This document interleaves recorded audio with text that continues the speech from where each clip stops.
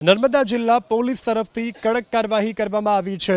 નર્મદાથી આ સમાચાર પ્રાપ્ત થઈ રહ્યા છે। દારૂના દૂષણને અટકાવવા માટે સાંસદ મનસુખ વસાવાએ લખેલા પત્ર બાદ જિલ્લા પોલીસ વડા એક્શનમાં આવ્યા છે। સાંસદ મનસુખ વસાવાએ જિલ્લા પોલીસ વડાને પત્ર લખ્યો હતો અને દારૂની હેરાફેરી સહિતના દૂષણને ડામવા માંગ કરી હતી।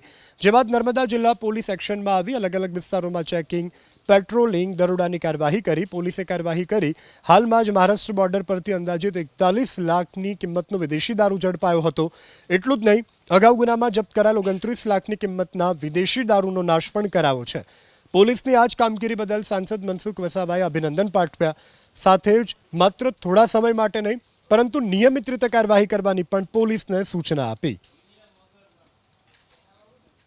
પત્ર પણ લખ્યો છે અને મેં પણ ધારાસભ્ય ડોક્ટર દર્શનાબેન દેશમુખ સાથે અમે જિલ્લાના પોલીસ વડાને પણ અમે મળ્યા હતા અને ત્યાર પછી ચોક્કસ જિલ્લાના પોલીસ વડાની સૂચનાથી આખા જિલ્લાની અંદર આ પ્રકારના દારૂ પકડાઈ રહ્યા છે।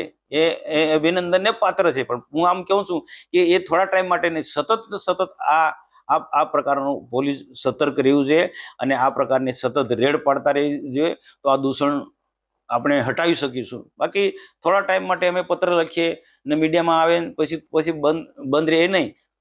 અમે પત્ર લખીએ કે નહીં લખીએ પણ પોલીસની જે ફરજ છે સતત એમની જવાબદારી એ બજાવતા રહે તો આવા દૂષણો બિલકુલ દૂર થશે।